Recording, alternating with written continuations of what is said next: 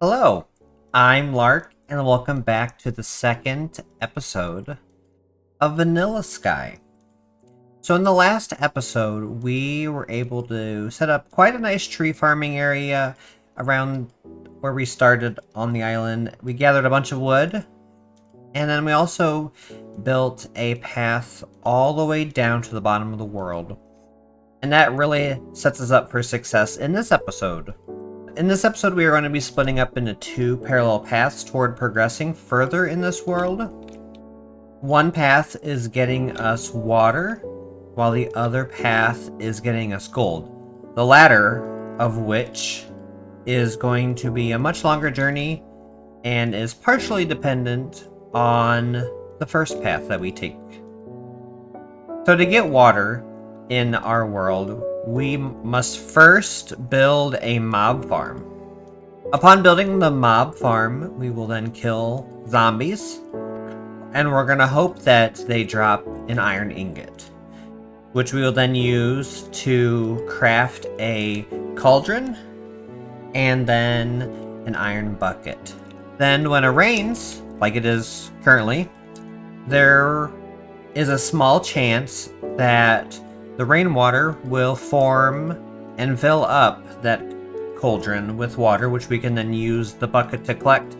And when combined with some tall seagrass, we can make our first infinite water source. For the first mob farm, which we're going to start first, as I'm currently working on, it's quite a simple setup and uses only 4 types of blocks. Not that we really have that many to choose from. And that includes the oak planks, oak slabs, stairs, and a few trapdoors. We'll build it a little bit away from the area, and luckily we're separated by height, so that we don't have to worry about mobs spawning on the tree platform when we're down here. However, without water or any redstone components, we have to rely on some basic mechanics, which the majority of players don't need to know exists to make a mob farm. So when mobs spawn in the world, they want to move towards full blocks if they are not on them. So if we build a spawning platform made out of slabs,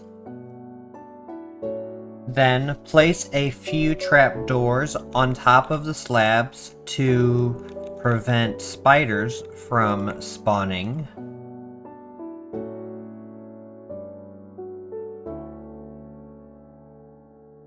And then we surround the platform that we made with stairs.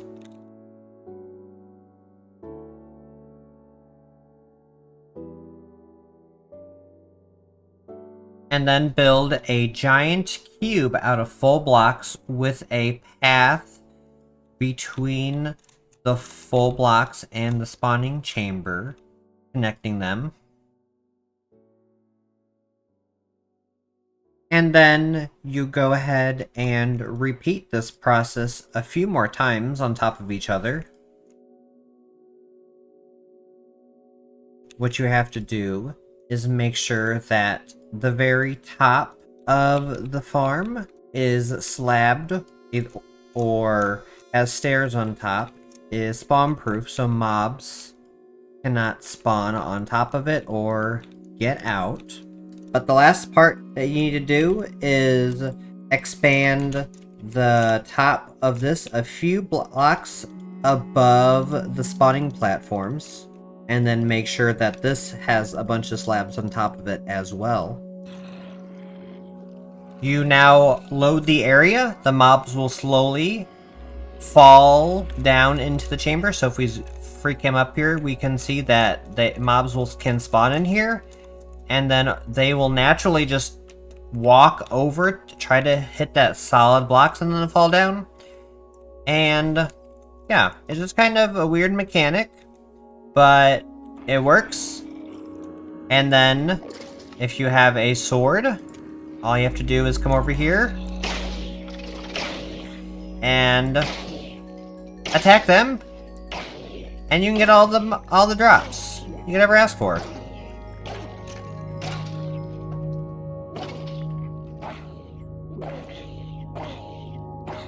So definitely a very rudimentary farm, but you can get all sorts of mobs from them, even a few witches.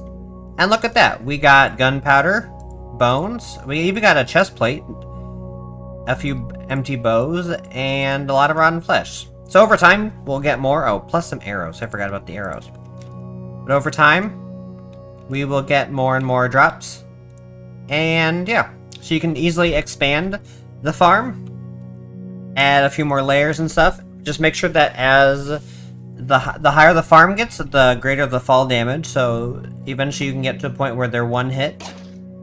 But just make sure that you can still kill them, because not all mobs will drop the loot that you're after.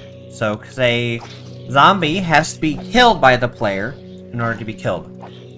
And so a zombie has a 0.83% chance to drop an iron ingot when killed by a player. That means... And we need at least 10 iron ingots to make 1 cauldron and 1 bucket. So, we're doing a little bit of math. We will need to kill approximately 1,200 zombies to do so. So we will mainly farm these mobs at nighttime so that we can still harvest trees during the daytime, as that's our only major source of blocks for a bit still, but this should help overall keep progressing towards the future. Well, our first nighttime, we got our first piece of iron, and we also got a few other things as well. And, well, first we got the redstone dust, glowstone dust on one round. Then we got a carrot on the next round, or maybe the same round, just a little bit later. And that was about midnight, maybe 10 p.m. at night. And then we also got iron just now. Plus we got plenty of ender pearls. And I'm also already considering taking off more mob heads, because I don't necessarily know if I want to have a bunch of mob heads yet.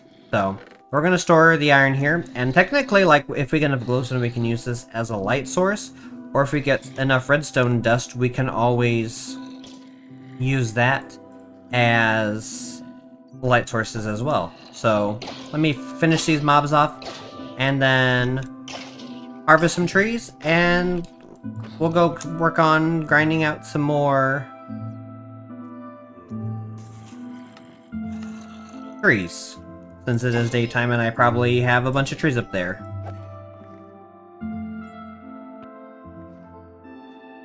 Now that we've got a working mob farm, we can start the journey to getting lava.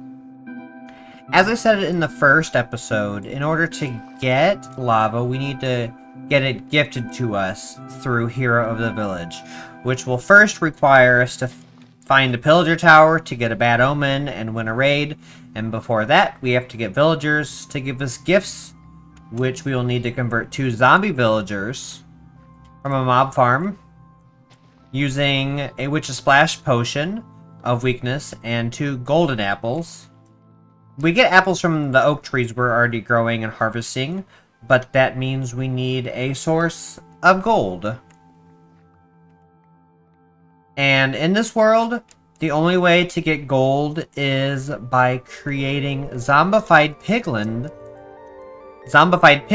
by breeding up pigs, striking them with lightning, and killing them for nuggets. But first, in order to get pigs, we need to make a platform made out of grass blocks to spawn them in a grassy biome, which we will then need an enderman to pick up one of the original grass blocks so we can move it. If it was only a few blocks away from the spawn platform, we wouldn't need to get an enderman and we could just have the grass grow naturally. But looking at the biomes we are currently in and around, we are going to have to build the platform about 700 blocks away from our island in order to get a chance for pigs to spawn. So an easy way to get an enderman to pick up a grass block is to trap them in a boat, move the boat over to the grass blocks, and hope they pick up the block. Unfortunately, it's not guaranteed, so we may have to try a few times in order to get the Endermen to pick the block up. So I'm gonna work on building a spawning platform at this level to get some Endermen. Hopefully get them in boats. And unfortunately, though, it is time for me to say goodbye. I'll continue working on gathering logs, getting the iron to make a cauldron, and trying to capture an Enderman to pick up the grass block in the meantime. Until next time, though, have a great day, and I'll see you on the flip side.